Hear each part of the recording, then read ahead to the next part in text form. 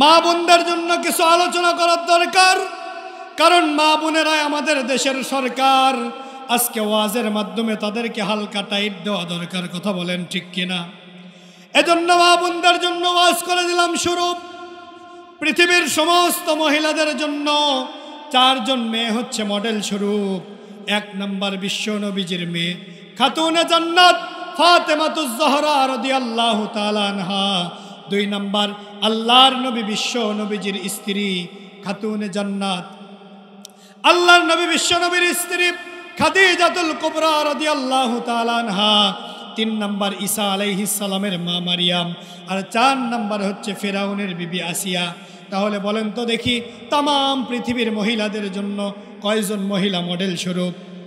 আরেকটু জোরে বলেন কয়জন?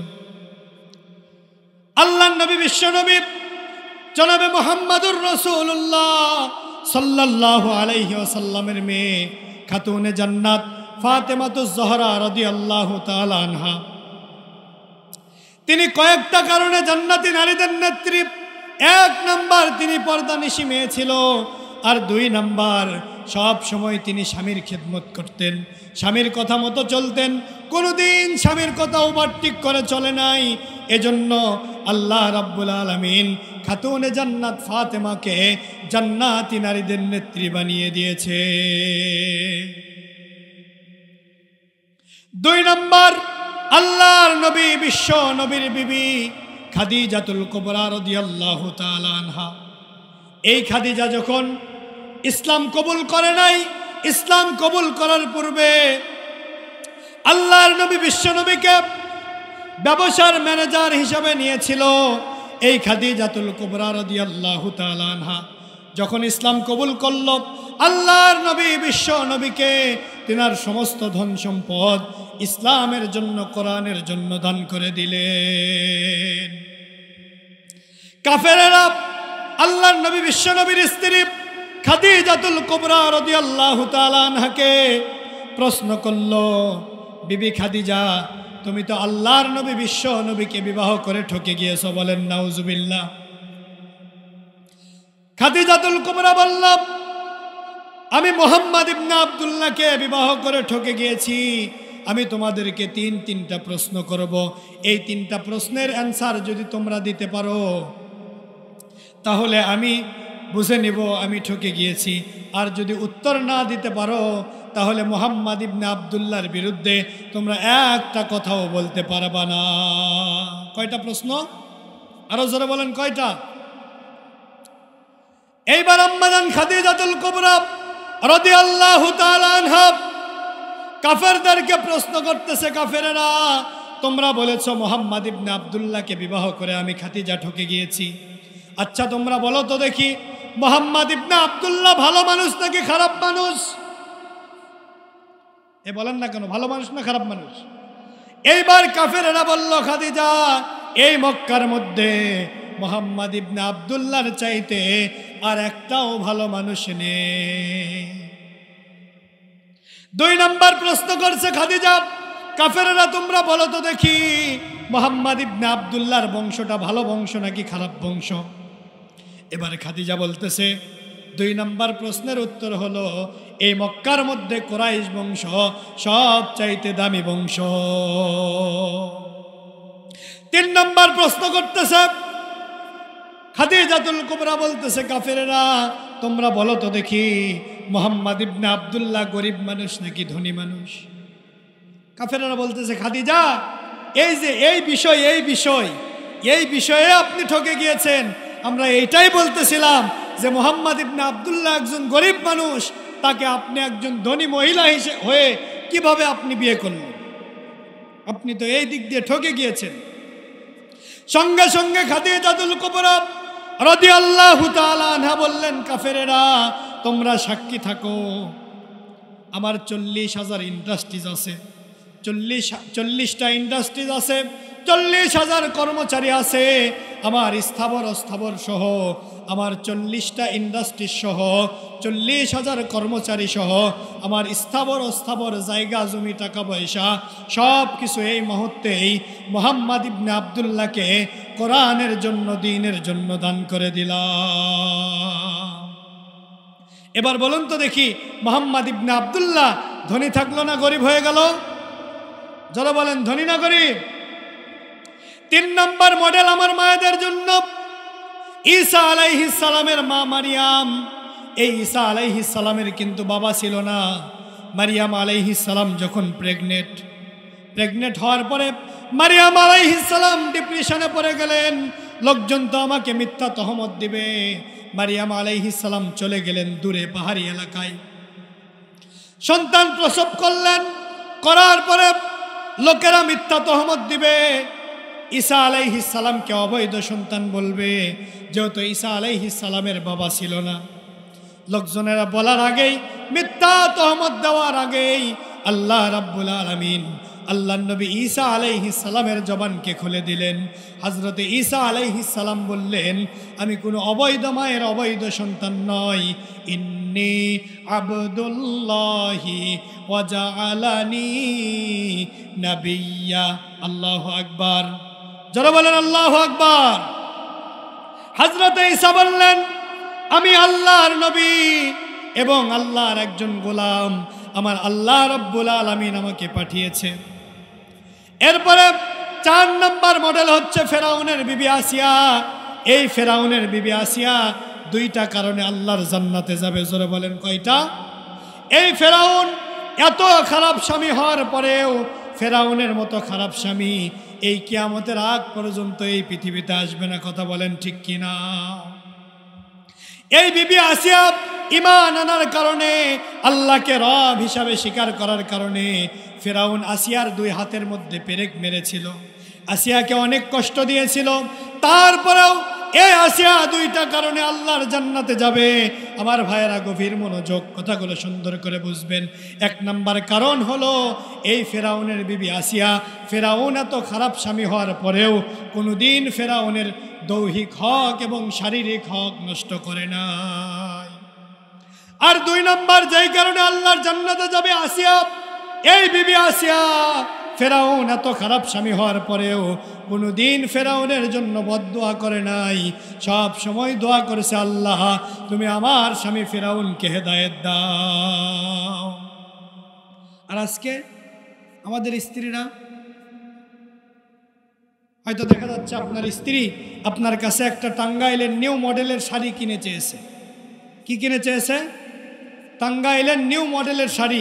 আপনি হয়তো বলতেছেন, বিবিরে এখন তো টাকা পয়সা নেই, কেবল জমিতে ধান লাগাইলাম, অথবা এই যে আলু লাগাইছি আলুটা উঠাই, অথবা ধান কাটার পরে নিয়ে দিব। আপনার আমার বিবি কি বলবে? যে বিয়ে হওয়ার পর থেকে নিয়ে আজ পর্যন্ত তোমার সংসারে থেকে আমি কিছুই পারলাম না। বলে কি বলে না? বলে তুমি কি দিছো? আমার কিছুই দাওনি। বিয়ের পর থেকে নিয়ে আজ পর্যন্ত তোমার সংসারে থেকে আমি কিছুই পাইলাম না, আজ পর্যন্ত শান্তিই পাইলাম না। একটা টাঙ্গাইলের নিউ মডেলের শাড়ি চাইলাম, তাও তুমি বলতেছো ধান কাটবো তারপরে দিবনি, আলু তুলবো তারপরে দিবনি। আছে না নাই? আপনি সারা জীবন সব দিবেন, একটা জিনিস যদি একদিন আপনি না দেন, হয়তো বাজারে গিয়েছেন, মা বোন আপনাকে হয়তো অনেকগুলো বাজারের কথা বলেছে, আপনার স্ত্রী হয়তো আপনি সব নিয়ে এসেছেন, হয়তো একটা জিনিস ছাড়া পড়েছে। এখন কি বলে? তুমি খালি এটার কথাই ভুলে যাও, সব তো মনে থাকে। বলে কি বলে না? এজন্য মায়েদেরকে বলবো, মা স্বামীদের সঙ্গে ভালো আচরণ করবেন। স্বামীদেরকেও বলবো স্ত্রীদের সঙ্গে কি করবেন? ভালো আচরণ করবেন। স্ত্রী কালো হলেও স্ত্রীর প্রশংসা করবেন। কথা কি বুঝাইতে পারছি? মুরব্বী যারা আছেন, যুবক ভাই যারা আছেন, যারা বিয়ে করেন নাই তারা আবার জি বলেন না। এই যুবক যারা বিয়ে করেনি তারা আবার ইনশাল্লাহ বলো না। আল্লাহ যেন যেই সমস্ত আমার যুবক ভাইয়েরা যারা এখনো বিয়ে করে নাই তাদের জন্য আল্লাহ রব্বুল আলামিন যেন নেককার স্ত্রী, সুন্দর নেককার নারী যেন তাদের কপালে আল্লাহ যেন নসিব করে। সবাই বলি আমিন। আমার প্রিয় মুসলমান ভাইয়েরা গভীর মনোযোগ। স্বামী স্ত্রীর রোমান্টিক 4টা সুন্নতের কথা আপনাদের সামনে বলতে চাই। স্বামী স্ত্রীর 4টা রোমান্টিক সুন্নাত রয়েছে। এই সুন্নাতগুলো আমরা শুনব, বাসায় গিয়ে আমরা আমল করার চেষ্টা করব। 1 নাম্বার সুন্নাত হলো স্ত্রীর উরুর উপরে মাথা রেখে কোরআনুল কারীম তেলাওয়াত করতে হবে। আল্লাহর নবী বিশ্ব নবী খাদিজাতুল কুবরা রাদিয়াল্লাহু তাআলা আনহা, আম্মা জান আয়েশা রাদিয়াল্লাহু তাআলা আনহার উরুর উপরে মাথা রেখে কোরআন তেলাওয়াত করতেন। সুবহানাল্লাহ। 2 নম্বর রোমান্টিক সুন্নাত হচ্ছে, স্বামী স্ত্রীর 2 নম্বর রোমান্টিক সুন্নাত, নামাজে যাওয়ার সময় অথবা বাড়ি থেকে কোথাও যাওয়ার সময় স্ত্রীর কপালে চুমু দিতে হবে। জোরে বলেন, কি দিতে হবে? আল্লাহর নবী বিশ্বনবী যখন বাইরে যাইতেন অথবা নামাজ আদায় করার জন্য মসজিদে যাইতেন, আম্মা জান আয়েশা বর্ণনা করছেন, আল্লাহর নবী বিশ্বনবী বাড়ি থেকে বাইরে যাওয়ার সময় অথবা নামাজে যাওয়ার সময় আল্লাহর নবী বিশ্বনবী আমার কপালের মধ্যে চুমু দিতেন। বলেন সুবহানাল্লাহ। স্বামী স্ত্রীর 3 নম্বর রোমান্টিক সুন্নাত হচ্ছে, মাঝে মধ্যে স্ত্রীকে নিয়ে দৌড়ের প্রতিযোগিতা দিবেন। কিসের প্রতিযোগিতা? আম্মা জান আয়েশা বলেন, আল্লাহর নবী বিশ্ব নবী এবং আমি একদিন দৌড় প্রতিযোগিতা দিলাম। আল্লাহর নবী বিশ্ব নবী দৌড় দিতে দিতে একটু দৌড়ের মোশনটা একটু স্লো করে দিলেন। আম্মা জান আয়েশা ফাস্ট হয়ে গেলেন। যাওয়ার পরে বললাম, ইয়া রাসূলুল্লাহ, ইয়া হাবিবাল্লাহ, আপনি তো আমার সাথে দৌড়িয়ে ফাস্ট হতে পারলেন না। আল্লাহর নবী আরেকদিন আবার দৌড়ের প্রতিযোগিতা দিলেন। দেওয়ার পরে আল্লাহর নবী বিশ্ব নবী এমন জোরে দৌড় দিয়ে দিলেন, ওই দিন আল্লাহর নবী বিশ্ব নবী ফাস্ট হয়ে গেলেন। আল্লাহর নবী ফাস্ট হয়ে বললেন, আয়েশা রে, এর আগে তোমার মনে আছে নাকি তুমি একদিন ফাস্ট হয়েছিলে? আজকে আমি ফাস্ট হয়ে ওইটার প্রতিশোধ নিলাম। জন্য মুরব্বীরা, আজকে বাড়িতে গিয়ে চাচির সাথে দৌড় প্রতিযোগিতা দেওয়া লাগবে। রাজি আছেন? রাতের বেলায় বাড়ির যা দেওয়া লাগবে। রাজি আছেন তো? আল্লাহর রসুল আম্মা জান আয়েশার সাথে দৌড় প্রতিযোগিতা দিয়েছে। আর 4 নম্বর রোমান্টিক সুন্নাত হচ্ছে, স্ত্রীর জন্য ভালো একটা বাসস্থানের ব্যবস্থা করে দেওয়া, যেখানে সে পর্দার সাথে থাকতে পারে। তাহলে স্বামী স্ত্রীর রোমান্টিক সুন্নাত কয়টা? জোরে বলেন, কয়টা? 1 নম্বর, স্ত্রীর উরুর উপরে, রানের উপরে মাথা রেখে কোরআন তেলাওয়াত করতে হবে। করবো তো ইনশাল্লাহ? আমলটা বাসায় গিয়ে করার চেষ্টা করব। আপনি সূরা ফাতিহা তেলাওয়াত করেন অথবা সূরা ইখলাস করেন আর সূরা কাউসারি করেন, আমলটা অন্তত পক্ষে করার দরকার আছে না নাই? করবো তো ইনশাল্লাহ? 2 নম্বর সুন্নাত, 2 নম্বর রোমান্টিক সুন্নাত হচ্ছে, বাড়ি থেকে বাইরে যাওয়ার সময় অথবা নামাজে যাওয়ার সময়, বাড়ি থেকে বের হওয়ার সময় স্ত্রীর কপালে কি দিতে হবে? চুমু দিতে হবে। দিব তো ইনশাল্লাহ? 3 নম্বর, মাঝে মধ্যে স্ত্রীকে নিয়ে রাতের বেলা একটু মেন রোডে অথবা ফাঁকা জায়গাতে একটু হাঁটাহাঁটি করবেন, দৌড়াদৌড়ির প্রতিযোগিতা করবেন। করা যাবে তো ইনশাল্লাহ? আর 4 নম্বর, স্ত্রীর জন্য ভালো একটা বাসস্থানের ব্যবস্থা করে দিবেন, যেখানে সে সুন্দরভাবে পর্দার সাথে বসবাস করতে পারে। এই 4টা সুন্নাত, এই 4টা সুন্নাতের উপর আমল করার দরকার। বলুন তো, আছে না নাই? আর আমার মায়েদেরকে বলছি, মা, আপনারা 4টা আমল করবেন। আপনারা যদি 4টা আমল করতে পারেন, আল্লাহ রাব্বুল আলামিন আপনাদের জন্য জান্নাতের 8টা দরজা খুলে দিবে। সুবহানাল্লাহ। 1 নম্বর আমল হচ্ছে, আল্লাহর নবী বলেছেন, যদি কোনো মা বোন সময় মতো 5 ওয়াক্ত নামাজ আদায় করে, 2 নম্বর স্বামীর খেদমত করে, 3 নম্বর রোজা রাখে, আর 4 নম্বর ফরজ পর্দা করে, রাসূল বলেছেন, যে মা বোন এই 4টা আমল করতে পারবে, আল্লাহ রাব্বুল আলামিন তার জন্য জান্নাতের 8টা দরজা খুলে দিবে। আমার মা বোনেরা, যেই দরজা দিয়ে ইচ্ছে আল্লাহর জান্নাতে প্রবেশ করতে পারবে। এজন্য মায়েদেরকে বলবো, মা, সময় মতো 5 ওয়াক্ত নামাজ আদায় করবেন, স্বামীর খেদমত করবেন, এরপরে পর্দা করবেন। পর্দা এদিকে চলে তো নাকি? বলেন, চলে? আজকে জানালার পর্দা ঠিক আছে, দরজার পর্দা ঠিক আছে, কিন্তু দিন দিন মা বোনদের পর্দা খাটো হচ্ছে।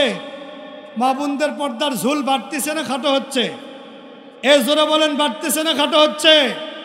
আজকে মহিলাদের এমন বেহাল দশা, মহিলাদের ঠেলায় সকালবেলা বাজারে যাওয়াই যায় না। এ কথা বলেন না কেন? আমি মনে হয় ভুল বললাম। অনেকে বলতেছে, হুজুর, ঠিক হলেও ঠিক, না হলেও ঠিক, আপনি যা বলবেন ওইটাই ঠিক। এ কথা কন না কেন? আজকে মা বোনদের পর্দার বড় বেহাল দশা। মা বোনেরা মার্কেটে যায় বেপর্দা হয়ে, মা বোনেরা বাজারে যায়, রাস্তাঘাটে বের হয় বেপর্দা হয়ে। ইসলাম আপনাকে ঘরে বন্দি হয়ে থাকতে বলে নাই। আমার মা বোনদেরকে বলছি, মা আপনি বাহিরে যাবেন কিন্তু সুন্দর করে ঢিলা ঢালা কালো বোরকা পরে, হাতে পায়ে মোজা দিয়ে, সুন্দর করে হেজাব লাগায়া আপনি পর্দার সাথে বাইরে বের হবেন। কথা বলেন ঠিক কিনা? যাতে করে একজন যুবক, একজন মুরব্বী যেন দেখে বুঝতে না পারে যে এটা বুড়ি না ছুরি। কথা বলেন না কেন? কিন্তু আজকে মা বোনেরা 5 ওয়াক্ত নামাজ পড়ে, রমজানের রোজাও রাখে, স্বামীর খেদমত মাঝে মধ্যে করে, মাঝে মধ্যে করতে চায় না। কিন্তু কিস্তির ছাড় যদি আসে, ছাড়ক দেখবেন যে পানির গ্লাস এগিয়ে দিচ্ছে, এরপরে চা দিচ্ছে, নাস্তা দিচ্ছে, আসে না নাই? আর স্বামী যদি বলে 1 গ্লাস পানি দাও, তো বলে ওই যে ওখানে আসে নিয়ে খাও। এ কথা বলেন না কেন? স্বামীর খেদমত মাঝে মধ্যে করে, মাঝে মধ্যে করতে চায় না। ফাতেমাতুজ জোহরা রাদিয়াল্লাহু তাআলা আনহা পর্দা করার কারণে, স্বামীর হুকুম মানার কারণে আল্লাহ তাআলা তাকে জান্নাতের নারী, জান্নাতি নারীদের নেত্রী আনিয়ে দিয়েছেন। সুবহানাল্লাহ। আমার মায়েদেরকে বলবো, মা আপনারাও নবীদের মা, আপনারা ওলিদের মা, আপনারাও পর্দা করবেন। বাড়ি থেকে যখন বের হবেন পর্দা করে চলবেন। পর্দা করে চললে আল্লাহ খুশি হবে। আল্লাহর 8টা জান্নাতের দরজা আল্লাহ রব্বুল আলামিন আপনার আমার জন্য খুলে দিবে। সুবহানাল্লাহ। আমার প্রিয় মুসলমান ভাইয়েরা, গভীর মনোযোগ। কিন্তু আজকে আমার মায়েরা 5 ওয়াক্ত নামাজ সময় মতো আদায় করে, নামাজের ওয়াক্ত চলে গেলেও দেখবেন যে মা বোনেরা নামাজ পড়ে কি পড়ে না। অনেক সময় দেখবেন যে কাজ করতে করতে 1 ওয়াক্ত নামাজ কাজা হয়ে গিয়েছে, 2 ওয়াক্ত নামাজ একসাথে পড়ে। রমজান মাস আসলে রোজাও রাখে, স্বামীর খেদমত মাঝে মধ্যে করে, মাঝে মধ্যে করে না। কিন্তু পর্দা অনেক মা বোন আছে একেবারেই করতে চায়। আজকে জানালার পর্দা ঠিক আছে, দরজার পর্দা ঠিক আছে, কিন্তু মা বোনদের পর্দা দিন দিন খাটো হয়ে যাচ্ছে। এজন্য আমার মায়েরা গভীর মনোযোগ। আমি আপনাদেরকে সাজেস্ট করব, মা আমি আপনাদের পায়ে হাত দিয়ে বলছি, সময় মতো 5 ওয়াক্ত নামাজ আদায় করুন, পর্দা করুন, স্বামীর খেদমত করুন, রমজান মাসের রোজা রাখুন। আল্লাহ রাব্বুল আলামিন আপনাদের জন্য জান্নাতের 8টা দরজা খুলে দিবে, যেই দরজা দিয়ে ইচ্ছে আপনারা আল্লাহর জান্নাতে প্রবেশ করতে পারবেন। কিন্তু এ যুগের বর্তমান জামানার ডিজিটাল কিছু মেয়েরা, তারা এরকমভাবে পর্দা করতে চায় না। বোরকা তো দূরের কথা, বুকে ওন্না পর্যন্ত নিতে চায় না। কথা বলেন ঠিক কিনা? আরো জোরে বলেন ঠিক না বে ঠিক? এ যুগের নারীদের ধরন বলিতে লাগে শরম, এ যুগের নারীদের ধরন বলিতে লাগে শরম। সকালবেলা বোরকা পরে, বিকেল বেলা ওড়না নাই। দাদা ভাই ডিজিটাল ভাবি বুঝি এরাই, দাদা ভাই ডিজিটাল দেশ বুঝি এটাই। ঠিক কিনা? জোরে বলেন, আরো জোরে বলেন। নারী হলো ঘরের শোভা, স্বামীর সেবা করে, উল্টো দেখি নারী এখন স্বামীকে ধরে মারে। জোরে বলেন ঠিক? ঠিক বলতেছেন না? তার মানে এখানে 2-4টা মনে হয় মার খাওয়া পার্টি আছে। এ কথা বলেন না কেন? আছেন নাকি মার খাওয়া পার্টি? ঠিক বলতেছেন না কেন? নারী হলো ঘরের শোভা, স্বামীর সেবা করে, উল্টো দেখি নারী এখন স্বামীকে ধরে মারে। কেস করিলে যাবত জীবন, সারা পাওয়ার নাই উপায়। দাদা ভাই ডিজিটাল দেশ বুঝি এটাই, দাদা ভাই ডিজিটাল ভাবি বুঝি এরাই। ঠিক কিনা বলেন? আমার প্রিয় মুসলমান ভাইয়েরা, আমার মায়েরা, বোনেরা, আপনাদের জন্য এই 4 জন মহিলা মডেল স্বরূপ। এই 4 জন মহিলাকে আপনারা অনুসরণ করে চলবেন। 1 নম্বর বিশ্বনবীজির কলিজার টুকরা মেয়ে খাতুনে জান্নাত ফাতেমা। এই ফাতেমা যেরকম পর্দানিশী ছিল, 5 ওয়াক্ত নামাজ পড়েছে, রমজানের রোজা রেখেছে, স্বামীর খেদমত করেছে, স্বামীর হুকুম মেনে চলেছে। এই কারণে ফাতেমা জান্নাতি নারীদের নেত্রী হতে পেরেছে। আপনারাও যদি এই 4টা আমল করতে পারেন, আল্লাহ আমার মা বোনদেরকেও ফাতেমার সঙ্গে জান্নাতে পৌঁছায়া দিবে। সুবহানাল্লাহ। 2 নম্বর বিশ্বনবীজির বিবি খাদিজাতুল কুবরা রাদিয়াল্লাহু তাআলা আনহা, 3 নম্বর মডেল ঈসা আলাইহিস সালামের মা মারিয়াম, আর 4 নম্বর হচ্ছে ফেরাউনের বিবি আসিয়া। এই 4 জন মহিলাকে অনুসরণ করে আমার মা বোনেরা যদি চলতে পারে আর এই 4টা আমল যদি করতে পারে, 1 নম্বর হলো 5 ওয়াক্ত নামাজ, 2 নম্বর হলো রমজানের রোজা, 3 নম্বর হলো স্বামীর খেদমত, আর 5 নম্বর হলো ফরজ পর্দা। এই 4টা আমল যদি আমার মা বোনেরা করতে পারে, আল্লাহ রাব্বুল আলামিন আমার মা বোনদের জন্য জান্নাতের 8টা দরজা খুলে দিবে। আমার ভাইয়েরা গভীর মনোযোগ। আর 10 থেকে 15 মিনিট সময় দেওয়া যাবে তো ইনশাল্লাহ? নাকি আপনারা বিরক্ত হচ্ছেন? পেছনের ভাইয়েরা কি ঘুমাইছেন নাকি? দেখে হাত তোলেন তো, একটা তাকবীর হবে। লিল্লাহে তাকবীর। তাকবীরের আওয়াজই নাই, মনে হচ্ছে আপনাদের তাকবীর দেখে মনে হচ্ছে ব্যাটারি লো। হাত তোলেন, হাত তোলেন, টান করেন, হাত টান করেন, হাত টান করেন, টান করেন, টান করেন, সবাই হাত সুন্দর করে উঠান দেখি হাত, এই আমার মতো টান করেন, করেন করেন, করছেন, সবাই করছেন। রেডি? সবাই রেডি? তাকবীর দেওয়ার জন্য রেডি? তাকবীর আছে যেখানে মুসলমান আছে সেখানে তাকবীর চলছে, চলবেই। কোরআনের মাহফিলে তাকবীর চলবেই, বলি ইনশা। সবাই রেডি? লিল্লাহে তাকবীর, লিল্লাহে তাকবীর। আল কোরআনের আলো, কোরআন হাদিস যেখানে দুনিয়ার মুসলিম, আল কোরআনের আলো। এ ঘরে ঘরে না, সংসদে সবাই বলেন আল কোরআনের আলো। কোরআন হাদিস যেখানে, খিচড়ি পোলা যেখানে। এ হাত তোলেন, হাত নামালেন কেন? দেখি এরকম হাত একটা নাড়া দেন, দেখি, দেন, হাত নাড়া দেন, দেখেন আবার কারণ আগে যেন আবার বক্সিন মারেন না। হ্যাঁ দেন, হাত নাড়া দেন, হাত নামান। মাশাআল্লাহ, মোটামুটি তাকবীরের স্পিড আছে। আলোচনা আর কি 10-15 মিনিট চলবে? চলবে।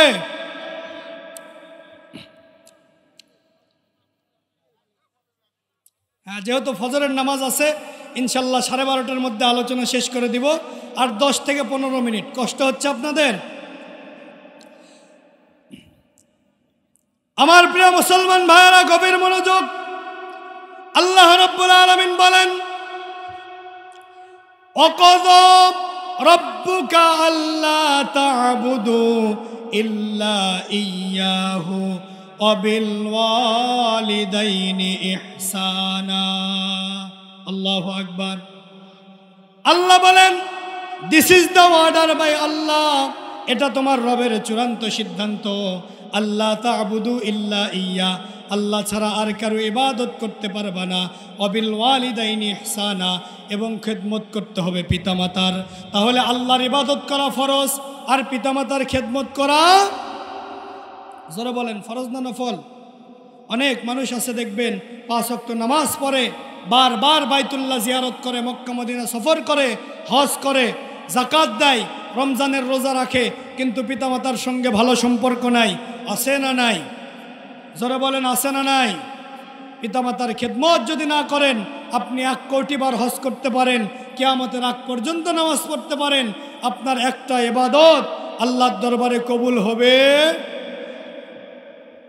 বিশ্বনবীর একজন সাহাবী ছিলেন, এই সাহাবীর নাম হচ্ছে হযরত আলকামা। এই আলকামা যখন মৃত্যুশয্যায় শায়িত, আলকামার জবান দিয়ে কালেমা জারি হয় না। আল্লাহর নবী বিশ্ব নবীর কাছে আলকামার স্ত্রী খবরটা পাঠিয়ে দিলেন।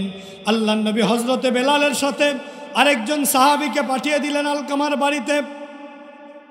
আলকামার বাড়িতে যাওয়ার পরে দেখে আলকামার অবস্থা খুবই সিরিয়াস। আলকামার জবান দিয়ে কালেমা জারি হয় না। তারা বারবার আলকামাকে কালেমার তালকিন করেছে, আলকামা কালেমা পড়তে পারে না। তা চলে গিয়েছে আল্লাহর নবী বিশ্ব নবীর কাছে। যাওয়ার পরে বলছে, ইয়া রাসূলুল্লাহ, ইয়া হাবিবাল্লাহ, নবী গো, আপনার সাহাবী আলকামার অবস্থা তো বড় সিরিয়াস, আলকামার জবান দিয়ে তো কালেমা জারি হয় না। আল্লাহর নবী চলে গেলেন আলকামার বাড়িতে। যাওয়ার পরে আলকামাকে বারবার কালেমার তালকিন দিলেন। আলকামার জবান দিয়ে কালেমা জারি হয় না। আলকামার স্ত্রীকে ডাক দেয়া বললেন, ও আলকামার শাশুড়ি মনে করে যে আমার জামাই মনে হয় ছোটবেলায় মাদ্রাসায় পড়ছিল, গুন্না তো ভালোই মুখস্থ আছে বারে জামাইয়ের। এ কথা বলেন না কেন? এরকম সন্তান আছে না নাই? আমি আমার যুবক ভাইদেরকে অনুরোধ করে বলছি, যুবক, আল্লাহর ইবাদত করবে, পিতামাতার খিদমত করবে। রসুল বলেছেন 7 শ্রেণীর ব্যক্তিকে আল্লাহ তাআলা কাল কিয়ামতের ময়দানে, যেদিন এই সূর্যের ডিফারেন্স জমিন থেকে 9 কোটি 30 লক্ষ মাইল দূরে। কত কোটি? বৈজ্ঞানিকদের থিওরি অনুযায়ী জমিন থেকে 9 কোটি 30 লক্ষ মাইল দূরে সূর্য। কিয়ামতের ময়দানে হাসরের মাঠে এই সূর্য মানুষের মাথার আধা হাত উপরে চলে আসবে। সূর্যের 12টা মুখ দিয়ে মানুষকে সূর্য তাপ দিবে। এখন সূর্যটা উল্টো দিক হয়ে আছে, সূর্যকে আল্লাহ রাব্বুল আলামিন সিধা দিক করে দিবে। সূর্যের 12টা মুখ দিয়ে সূর্য মানুষের মাথার উপরে তাপ দিবে। জমিনটা তামা হয়ে যাবে, মানুষের মাথার মগজগুলো টকবক টকবক করতে থাকবে। ভাতের মার যেরকম টকবক টকবক করে, এরকম হাসরের মাঠে এমন একটা সিচুয়েশন হবে, সূর্য মানুষের মাথার আধা হাত উপরে চলে আসবে, জমিনটা তামা হয়ে যাবে। সূর্য তার 12টা মুখ দিয়ে মানুষের মাথায় এরকম তাপ দিবে, মাথার মগজগুলো টকবক টকবক করতে থাকবে। আল্লাহ নবী বলেছেন, সেদিন আল্লাহ রাব্বুল আলামিন 7 শ্রেণীর ব্যক্তিকে আল্লাহর আরশের নিচে স্থান দিবে। সুবহানাল্লাহ। কয় শ্রেণীর ব্যক্তি? 1 নম্বর, খেয়াল করুন, 1 নম্বরে ইমামুন আদেল, ন্যায়পরায়ণ বাদশাহ। 1 নম্বরে কে? ন্যায়পরায়ণ বাদশাহ ছিলেন হজরতে ওমর, ন্যায়পরায়ণ বাদশাহ ছিলেন হজরতে আবু বকর, হজরতে ওসমান, হজরতে আলী এবং আমার বিশ্বনবী। কথা বলেন ঠিক কিনা? কিন্তু আজকে আমাদের বাংলাদেশে ন্যায়পরায়ণ নেতা আছে? এ কথা বলেন না কেন? করোনার মধ্যে আপনারা দেখছেন যে খাটের নিচে তেলের খনি। কথা বলেন না কেন? পুকুরের মধ্যে চাউলের বস্তা। কথা বলেন না কেন? আমাদের বাংলাদেশে এমনও নেতা আছে, গরিবের রড, রাস্তার রড মেরে খায়, রাস্তার সিমেন্ট বালু, এমনকি গরিবের পায়খানার স্ল্যাব পর্যন্ত খায়। আছে না নাই? এ জোরে বলেন, আছে না নাই? রসুল বলেছেন 7 শ্রেণীর ব্যক্তিকে আল্লাহ আরশের দিন হাসরের মাঠে আরশের নিচে স্থান দিবে। 1 নম্বর ইমামুন আদেল, 1 নম্বরে ন্যায়পরায়ণ বাদশাহ। 1 নম্বরে ন্যায়পরায়ণ বাদশাহ ছিলেন হজরতে ওমর, হজরতে আলী, হজরতে ওসমান, হজরতে আবু বকর এবং আপনার আমার নবী বিশ্ব নবী। 2 নম্বর ওই যুবক যে তার যৌবনকালকে আল্লাহর ইবাদতে কাটিয়ে দিয়েছে। সুবহানাল্লাহ। এজন্য আমার কলিজার টুকরা যুবক ভাইদেরকে, আমার কাহালু থানার দেওগ্রামের যুবক ভাইদেরকে আমি সাজেস্ট করব, আমার কলিজার টুকরা যুবক ভাইয়েরা আজ থেকে 5 ওয়াক্ত নামাজ আদায় করবে, পিতামাতার খিদমত করবে, দাড়িটা রেখে দিবে, সুন্নতি লেবাস পরিধান করবে। দিন দিন দেখেন যুবকেরা ইসলামের পথে আসতেছে, আলেমদেরকে মহব্বত করে, আলেমদের আলোচনা শুনে, আলেমদেরকে ভালোবেসে যুবকেরা দাড়ি রাখতেছে, 5 ওয়াক্ত নামাজ পড়তেছে, ইসলামী লেবাস পড়তেছে। দিন দিন যুবকেরা ইসলামের পথে আসতেছে। কথা বলেন ঠিক কিনা? আজকে দেখবেন অনেক যুবকের ফোন খুললেই ফোনের গ্যালারির মধ্যে দেখা যায় ডক্টর আল্লামা মিজানুর রহমান আজহারি ভাইয়ের আলোচনা। আছে না নাই? মুফতি আমির হামজা ভাইয়ের আলোচনা। আছে না নাই? কোরআনের পাখি আল্লামা সাইদি সাহেবের আলোচনা। আছে না নাই? আল্লামা মামুনুল হক সাহেবের আলোচনা। আছে না নাই? এজন্য যুবকদেরকে বলছি, আলেমদেরকে মহব্বত করবেন। মুরব্বীদেরকেও বলছি, আলেমদের সঙ্গে থাকবেন, আলেমদেরকে মহব্বত করবেন। সৎসঙ্গে স্বর্গে বাস, অসৎসঙ্গে, রসুল বলেছেন, হয় তুমি আলেম হও অথবা আলেমের ছাত্র হও, তাও হতে পারো নাই। আলেমদেরকে মহব্বত করো, ভালোবাসো, তাও পারো নাই। আলেমদেরকে পারলে সাহায্য সহযোগিতা করো, তাও পারো নাই। কোনোটারই দরকার নাই। কমপক্ষে আলেমদের সঙ্গে শত্রুতা করিও না। আলেমদের সঙ্গে শত্রুতা, আলেমদের সঙ্গে যদি শত্রুতা করো ফাতাহলিক, নবী বলেছেন তোমাদের ধ্বংস অনিবার্য। বলেন নাউজুবিল্লাহ। যারা আলেমদেরকে দেখে নাক ছিটকায়, আলেমদেরকেই দেখলেই বলে জঙ্গিবাদ, আলেমদেরকে দেখলেই বলে মৌলবাদ, আলেমদেরকে দেখতে পারে না, এক শ্রেণীর মানুষ আমাদের সমাজে এরকম আছে না নাই? হুজুর যদি একটু জোরে যায় বলে হুজুর মনে হয় দাওয়াত পাইছে রে, দাওয়াত খাওয়ার জন্য জোরে জোরে যাচ্ছে। এই কথা বলেন ঠিক না বা ঠিক? হুজুর যদি একটু আস্তে যায় বলে হুজুর খাওয়া কি আজকে বেশি হয়েছে নাকি? হুজুর কেউ হাঁটতে পারছে না, বারে আস্তে আস্তে যাচ্ছে। হুজুর মনে হয় আজকে বেশি খাওয়া খাইছে, লোট মনে হয় বেশি দিছে। কোনো বাড়িতে গিয়ে যদি একটু কম খায় বলে হুজুর এত কম খাচ্ছেন কা, দাওয়াত কি আরেকটা আছে? মানে সব দোষ হুজুরের, ওর কোনো দোষ নাই, এরকম আল্লাহর ওলি আছে না নাই?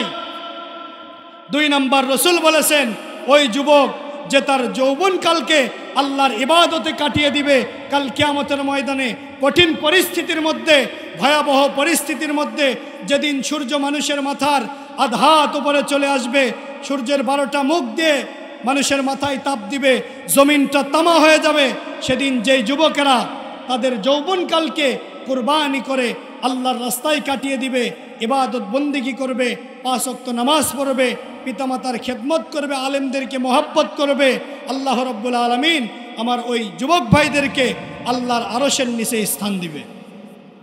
যারা বলেন সুবহানাল্লাহ। কিন্তু কিছু কিছু যুবক আছে দেখবেন যে ওদের নামাজ রোজা ভালো লাগে না, পিতামাতার খেদমত করতে ভালো লাগে না, ওরা খালি সারাদিন এই যে অ্যান্ড্রয়েড ফোন নিয়ে ব্যস্ত, আছে না নাই? সারাদিন টিকটক আর লাইকি করা নিয়ে ব্যস্ত, আছে না নাই? এমনও যুবক আছে সারা রাত মেসেঞ্জারে চ্যাটিং করে কাটিয়ে দেয়, আছে না নাই? এই যুবক মেসেঞ্জারে চ্যাটিং করে রাতের পর রাত তুমি কাটিয়ে দিচ্ছ, ইউটিউবে ভিডিও দেখে, ফেসবুক চালিয়ে, টিকটক আর লাইকি করে তুমি তোমার লাইফটাকে বরবাদ করে দিচ্ছ। অথচ এই সময় যদি তুমি আল্লাহর ইবাদত করতে, আল্লাহ রাব্বুল আলামিন তোমাকে কাল কিয়ামতের ময়দানে আল্লাহর আরশের নিচে স্থান দিবে। আবার কিছু যুবক আছে দেখবেন যে এরা কাস্টম খেলে, কাস্টম বোঝো তো যুবক ভাইয়েরা? Free fire. কি ফায়ার? এ যুবক ভাইয়েরা বলো না কেন কি ফায়ার? এদিককার যুবকেরা কি ফ্রি ফায়ার চিনে না নাকি? বলে চিনে, কাস্টম খেলে এদিকের যুবকেরা, ফ্রি ফায়ার খেলে। সেই দিন দেখি এক যুবক নিচের দিকে তাকায়া ফোনের মধ্যে এরকম কি যেন করতেছে, মানে ফোনের মধ্যে ওর এত মনোযোগ, মানে ফোনের দিকে তাকায়া আছে আর বলতেছে মার মার মার, ধর ধর ধর ধর ধর। আমি চিন্তা করলাম হায় হায় কাকবেন মারে রে। এক যুবককে জিজ্ঞেস করলাম ভাই ওই কি করতেছে? বলতেছে হুজুর ফ্রি ফায়ার খেলতেছে। কি ফায়ার? কাস্টম খেলতেছে, ফ্রি ফায়ার খেলতেছে। মানে ফ্রি ফায়ার দিকে ওর এত মনোযোগ, এমনভাবে ধর ধর মার মার বলতেছে, মনে হয় কুকুরে এসে ওর মুখে প্রস্রাব করে দিলেও বুঝতে পারবে না। এরকম যুবক আমাদের সমাজে আছে না নাই? এ জোরে বলতে হবে, আছে না নাই? এজন্য যুবক ভাইদেরকে বলবো, যুবক ভাই তুমি তোমার জীবনটাকে টিকটক আর লাইকি করে, ফেসবুক চালায়া, ইউটিউবে ভিডিও দেখে, সারা রাত মেসেঞ্জারে চ্যাটিং করে কাটিয়ে না দিয়ে আল্লাহর ইবাদত করো, 5 ওয়াক্ত নামাজ পড়ো, পিতামাতার খেদমত করো, আল্লাহ আরশের নিচে ছায়া দিবে। সুবহানাল্লাহ। আর একটা বলেই শেষ করে দেব।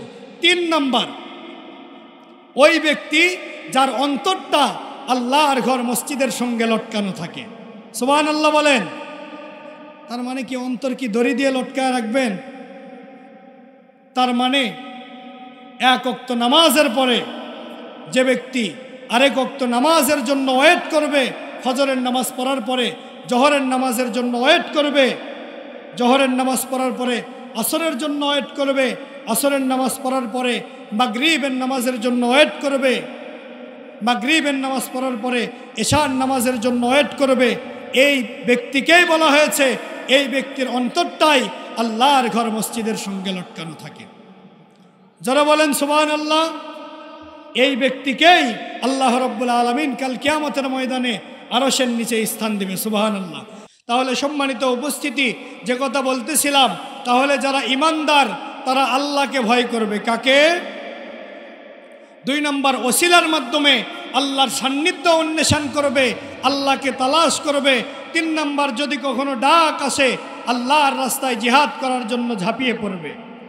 তাহলে যারা আল্লাহকে ভয় করবে তারা কোনোদিন সুদ খেতে, মানুষের জমিন আল ঠেলাঠেলি করতে পারে না, তারা কখনো টেন্ডারবাজি করতে পারে না, চাঁদাবাজি করতে পারে না, তারা কখনো সুদ খেতে পারে না, ঘুষ খেতে পারে না। কেননা এই নামাজই পারে মানুষকে সমস্ত অশ্লীল কাজ থেকে বিরত রাখতে। কথা বলেন ঠিক কিনা? আমার প্রিয় মুসলমান ভাইয়েরা, কথাগুলো সুন্দর করে বোঝার চেষ্টা করবেন। আল্লাহ রাব্বুল আলামিন বলেন, ইয়া আইয়ুহাল্লাযীনা আমানুত্তাকুল্লাহ, যারা ঈমানদার তারা ভরসা করবে একমাত্র কেবলমাত্র আল্লাহর উপর। তারা একমাত্র আল্লাহকে ভয় করবে। 2 নাম্বার, তারা ওসিলার মাধ্যমে আল্লাহর সান্নিধ্য অন্বেষণ করবে। আর 3 নাম্বার, যদি কখনো জিহাদের ডাক আসে আল্লাহর রাস্তায় জিহাদের জন্য ঝাঁপিয়ে পড়বে। ছোট্ট একটা জিহাদের কথা আপনাদের মাঝে উপস্থাপন করতে চাই। যুদ্ধটার নাম হচ্ছে মুতার যুদ্ধ। এই মুতার যুদ্ধের জন্য আল্লাহর নবী বিশ্ব নবী সেনাপতি নিযুক্ত করতেছে। আল্লাহর নবী বিশ্ব নবী সমস্ত সাহাবীদেরকে ডাকলেন। ডাকার পরে আল্লাহর নবী বললেন, মুতার যুদ্ধের জন্য 3 জন সেনাপতি দরকার। জোরে বলেন কয়জন? 3 জন সেনাপতি দরকার। আল্লাহর নবী বিশ্ব নবী সর্বপ্রথম বিশ্ব নবীজির পালক পুত্র যায়েদ বিন হারেসাকে 1 নাম্বার সেনাপতি হিসাবে নিযুক্ত করলেন। 2 নাম্বার সেনাপতি বিশ্ব নবীজির চাচাতো ভাই জাফর বিন আবু তালেব। 3 নাম্বার সেনাপতি আব্দুল্লাহ বিন রওহা। আল্লাহর নবী বিশ্ব নবী সাহাবীদেরকে বললেন, সাহাবীরা রে, মোতার প্রান্তরে জিহাদ হবে, যুদ্ধ হবে। 1 লক্ষ রোমান সৈন্যের বিরুদ্ধে যুদ্ধ করতে হবে। আল্লাহর নবী বিশ্ব নবী বললেন, মোতার প্রান্তরে 1 লক্ষ রোমান সৈন্যের বিরুদ্ধে জিহাদ করতে হবে। মুসলমানদের সংখ্যা মাত্র 3000। জোরে বলেন কয় হাজার? এই 3000 সৈন্য 1 লক্ষ রোমান সৈন্যের বিরুদ্ধে যুদ্ধ করবে। আল্লাহর নবী বিশ্ব নবী 3 জন সেনাপতি নিযুক্ত করলেন। 1 নম্বরে বিশ্ব নবীজির পালক পুত্র যায়েদ বিন হারেসা। 2 নম্বরে বিশ্ব নবীজির চাচাতো ভাই জাফর বিন আবু তালেব। 3 নম্বর আব্দুল্লাহ বিন রওহা। এবার জাফর বিন আবু তালেবকে আল্লাহর নবী বিশ্ব নবী বললেন, জাফর তুমি বাড়িতে যাও, যাওয়ার পরে তুমি বিদায় নিয়ে আসো। এরপরে আল্লাহর নবীর পালক পুত্র যায়েদ বিন হারেসাকে বললেন, যায়েদ রে তুমি যাও, বাড়ি থেকে গিয়ে বিদায় নিয়ে আসো। এরপরে আব্দুল্লাহ বিন রওহাকে আল্লাহর নবী বিশ্ব নবী বললেন, যাও তুমিও বাড়িতে গিয়ে বিদায় নিয়ে আসো। এইবার আল্লাহর নবী বিশ্ব নবীর পালক পুত্র যায়েদ বিন হারেসা ডাক দেয়া বলল, ইয়া রাসূলুল্লাহ, ইয়া হাবিবাল্লাহ, নবী গো, আমার তো বিদায় নেওয়ার প্রয়োজন নেই, কারণ আপনি হলেন আমার বাবা, হযরত আয়েশা হলো আমার মা। এইবার বিশ্ব নবীজির চাচাতো ভাই জাফর বিন আবু তালেবকে আল্লাহর নবী বিদায় নেওয়ার জন্য বাড়িতে পাঠিয়ে দিলেন। হযরতে জাফর বিন আবি তালেব বাড়িতে চলে গেলেন। যাওয়ার পরে স্ত্রীর কাছ থেকে বিদায় নিলেন, সন্তানদের কাছ থেকে বিদায় নিলেন। বিদায় দেওয়ার সময় প্রাণের স্ত্রী আল্লাহর কাছে দোয়া করছে, আল্লাহ আমার স্বামী জাফর বিন আবু তালেবকে মোতার প্রান্তরে শহীদ না বানিয়ে গাজী বানিয়ে আবার আমার মাঝে আপনি ফিরিয়ে দিন। হযরত জাফর বিন আবু তালেব বলছে, বিবি আজকে তুমি যতই দোয়া করো না কেন আল্লাহ রাব্বুল আলামিন তোমার দোয়া কবুল করবে না, কারণ আমার আগে একজন সেনাপতি আছে, আমার পরে আরেকজন সেনাপতি আছে, তার মানে আমি মোতার প্রান্তরে শাহাদত বরণ করব। এইবার জাফর বিন আবু তালেব বিদায় নিচ্ছে। সন্তানেরা পেছন থেকে আব্বু আব্বু বলে ডাকতেছে। জাফর বিন আবু তালেব সন্তানদেরকে চুমু খেলেন, স্ত্রীর কাছ থেকে বিদায় নিলেন, সন্তানের কাছ থেকে বিদায় নিলেন। নেওয়ার পরে চলে গেলেন বিশ্ব নবীজির দরবারে। এইবার বিশ্ব নবীজির সাহাবী আব্দুল্লাহ বিন রওহা আজকেই নতুন বিবাহ করেছে, আজকে রাতেই তার বাসর হবে। আব্দুল্লাহ বিন রওহা চলে গেলেন স্ত্রীর কাছে বিদায় নেওয়ার জন্য। বাড়িতে যাওয়ার পরে দেখে স্ত্রী ঘরের মধ্যে কোরআনুল কারীম তেলাওয়াত করতেছে। দরজায় নক করলেন, স্ত্রী ভিতর থেকে বলল, কে তুমি? আব্দুল্লাহ বিন রওহা বললেন, আমি তোমার স্বামী আব্দুল্লাহ বিন রওহা। দরজাটা একটু খুলে দাও। এবার দরজাটা খুলে দিল। আব্দুল্লাহ বিন রওহা ডাক দেয়া বলল, বিবি রে, আমি তোমার সঙ্গে কোনো প্রেম নিবেদন করব না, কোনো ভালোবাসা করব না। আল্লাহর নবী, বিশ্ব নবী মতার প্রান্তরে আমাকে 3 নাম্বার সেনাপতি হিসেবে নিযুক্ত করেছে। আমি তোমার কাছে বিদায় নেওয়ার জন্য এসেছি রে বিবি। আজকেই তো আমাদের বিবাহ হয়েছে, আজকে রাতেই তোমার সঙ্গে আমার বাসর হবে, কিন্তু আল্লাহর নবী, বিশ্ব নবী জিহাদের জন্য ডাক দিয়েছে রে বিবি। তোমার সঙ্গে আমি দেখা করতে এসেছি, তুমি আমার জন্য দোয়া করিও, যাতে করে আমার জীবনটা আমি আল্লাহর রাস্তায় যেন দিয়ে দিতে পারি। এইবার বিবি দোয়া করে দিলেন। বিবি ডাক দেয়া বলল, প্রাণের স্বামী, আমি আপনার সঙ্গে কোনো প্রেম নিবেদন করব না, কোনো ভালোবাসা করব না গো স্বামী। আপনি যদি আমার একমাত্র স্বামী হয়ে থাকেন, আর আমি যদি আপনার একমাত্র স্ত্রী হয়ে থাকি, কাল কিয়ামতের ময়দানে আল্লাহ রাব্বুল আলামিন আপনার আমার মাঝে পরিচয় করায়া দেবে। যারা বলেন সুবহানাল্লাহ। এইবার 3 জন সাহাবী, 3 জন সেনাপতি রেডি হয়ে গেলেন। আল্লাহর নবী, বিশ্ব নবীর দরবারে চলে গেলেন। মোতার প্রান্তরে জিহাদ হবে, রোমান সৈন্যের সংখ্যা 1 লক্ষ, আর মুসলমানদের সংখ্যা মাত্র 3000। আমার প্রিয় মুসলমান ভাইয়েরা, গভীর মনোযোগ। আল্লাহর নবী, বিশ্ব নবী 3 জন সেনাপতি নিযুক্ত করে 3000 সৈন্যকে মোতার প্রান্তরে পাঠিয়ে দিলেন।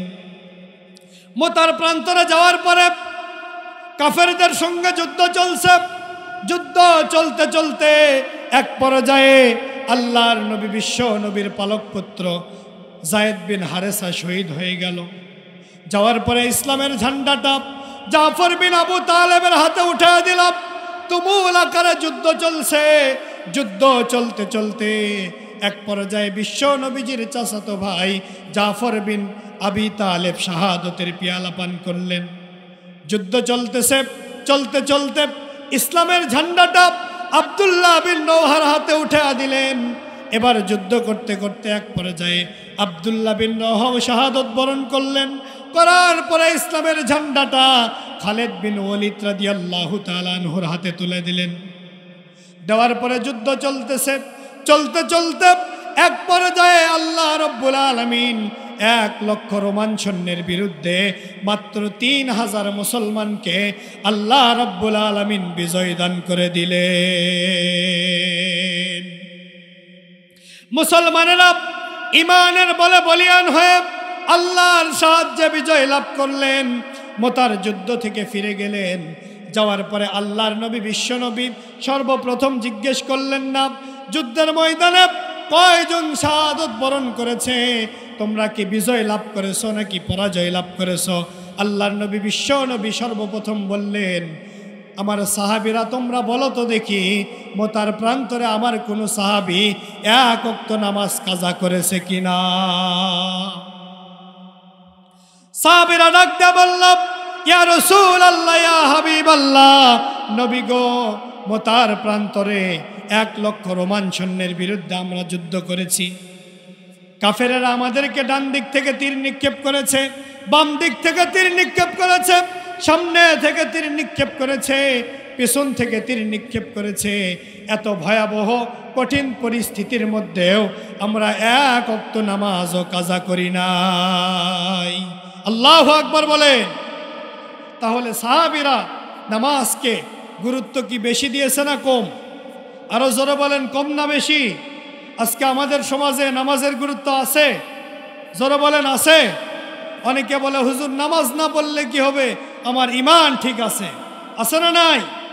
মনে হয় ওর কথা শুনে মনে হয় যে ওর ঈমান সিমেন্ট আর বালু দিয়ে পাকা করছে। এ কথা বলেন না কেন? আগের জামানায় মসজিদগুলো ছিল কাঁচা, কিন্তু মানুষের ঈমান ছিল পাকা। কিন্তু দিন দিন মসজিদগুলো হচ্ছে টাইলস করা, আর মানুষের দিন দিন ঈমান হয়ে যাচ্ছে কাঁচা। কথা বলেন ঠিক কিনা? মুসল্লি হলো 4 প্রকার। জোরে বলেন, কয় প্রকার? কিছু মুসল্লি আছে যারা 5 ওয়াক্ত নামাজ পড়ে, আর কিছু মুসল্লি আছে শুক্রবার দিন সবার শেষে চলে যায় আর সবার আগে মসজিদ থেকে বের হয়। আছে না নাই? এরপরে একদল মুসল্লি আছে যারা শুধু ঈদের নামাজ পড়ে। কিসের নামাজ? আর একদল মুসল্লি আছে, ওরা 5 ওয়াক্ত নামাজ পড়ুক আর না পড়ুক, কিন্তু জানাজার নামাজ জীবনে মিস করবে না। এ কথা বলেন না কেন? তাহলে বলেন তো দেখি, মুসল্লি কয় প্রকার? জোরে বলেন, কয় প্রকার?